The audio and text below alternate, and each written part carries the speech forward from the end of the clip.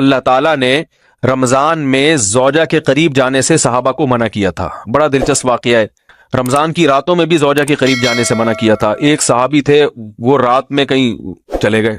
اب بڑے پریشان ہوئے، رسول اللہ صلی اللہ علیہ وسلم کے پاس آئے، عرض کیا یا رسول اللہ مجھ سے غلطی ہوئی، رمضان کی رات میں نے اپنی زوجہ کے قریب چلا. آپ نے فرمایا کیوں؟ وہ بڑا دلچسپ سا واقعہ ہے، بس بظاہر تھوڑا حیا کے خلاف بھی ہے لیکن اتنا بھی نہیں ہے.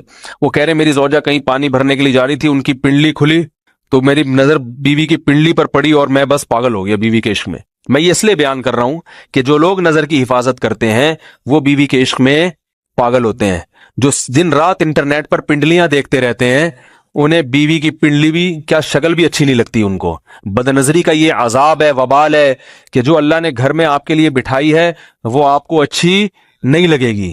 تو نظر کی حفاظت کیا کرو، اس سے آپ کو اپنی بیوی سے عشق ہوگا، محبت ہوگی. بات آ رہی ہے سمجھ میں؟ تو اب دیکھو کیسا روزے کی حالت ہے. رمضان میں پابندی ہے، اسلام میں حکم تھا جو رمضان میں بیوی سے بستری کرے گا 60 روزے لگاتار رکھنے پڑیں گے. کتنا بڑا جرم، لیکن صحابی سے برداشت نہیں ہوا. صرف زوجہ کے پاؤں پہ نظر پڑی ہے تو وہ کیسے بیوی سے محبت کرتے ہوں گے اور وہ بیوی کے بغیر رہ سکتے ہوں گے. اور آج لوگوں کے فون آتے ہیں ہماری بیگم جس میکے جاتی ہے اتنی خوشی ہے، ایسا اچھا سا فیل ہوتا ہے، ایسا عجیب سا محسوس ہو رہا ہوتا ہے جیسے آزاد ہو گئے.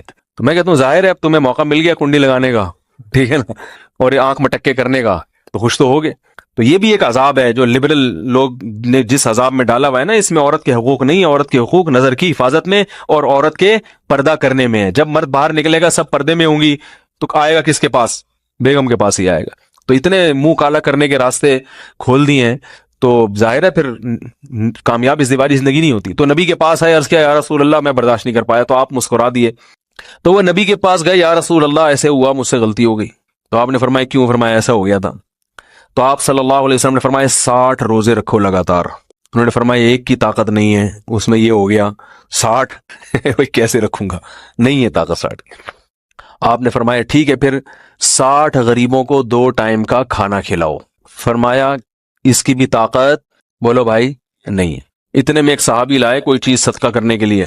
تو آپ نے فرمایا چلو اصل حکم تو یہی ہے کہ 60 روزے یا پھر 60 غریبوں کو کھانا، وہ نہیں تو چلو فی الحال ان کو تنبیہ کے لیے کچھ ان سے صدقہ کروا لیتا ہوں. فرمایا چلو یہ فلاں خیرات کی ایک چیز لے کر آئے ہیں، تم یہ لے کے غریبوں میں بانٹ دو. انہوں نے فرمایا مجھ سے زیادہ غریب پورے مدینہ میں بھائی کوئی بھی نہیں. آپ صلی اللہ علیہ وسلم مسکرانے لگے، فرمایا جاؤ کھاؤ اور بچوں کو کھلاؤ. واہ بھائی غلطی بھی ہوئی اور گھر میں راشن بھی آ گیا. تو اس کے بعد قرآن کی آیت نازل ہوئی کہ احل لکم لیلۃ الصیام الرفث الی نسائکم ہن لباس لکم وانتم لباس لہن علم اللہ انکم کنتم تختانون انفسکم فتاب علیکم وعفى عنکم فالآن باشروہن وابتغوا ما کتب اللہ لکم. فرمایا اللہ کو پتہ ہے کہ تم اس حکم پر عمل نہیں کر سکتے، لہٰذا رمضان کی راتوں میں تمہیں اپنی بیوی کے پاس جانے کی اجازت ہے، لہذا ان کے پاس جایا کرو اور اس اولاد کو تلاش کرو جو اللہ نے تمہارے مقدر میں لکھ دی ہے. قرآن جہاں بھی بیوی سے ریلیشن قائم کرنے کی بات کرتا ہے اولاد کا ذکر لازمی کرتا ہے، یعنی تلاش کرو اس اولاد کو جو اللہ نے تمہارے لیے لکھ دی ہے. ما کتب اللہ لکم، ما کتب اللہ علیکم نہیں ہے. علا کا مطلب تمہارے خلاف، لکم کا مطلب تمہارے فائدے کے لیے. لام عربی میں نفع کے لیے آتا ہے، علا عربی میں ضرر اور نقصان کے لیے آتا ہے. فرمایا یہ نہیں کہ اس اولاد کو تلاش کرو جو بطور پینلٹی کے اللہ نے تمہارے متھے لگا دی ہے، جو اللہ نے تمہارے فائدے کے لیے لکھ دی ہے. اس سے پتہ چلتا ہے اسلام اولاد کی کثرت پہ کس قدر حریص ہے. بات آ رہی ہے اور بھی اس بارے میں آیتیں ہیں قرآن مجید کی، مگر میں اب زیادہ تفصیل میں نہیں جاؤں گا. کچھ آیتیں رہ گئی ہیں، کچھ احادیث رہ گئی ہیں، تو وہ انشاءاللہ پھر اگلے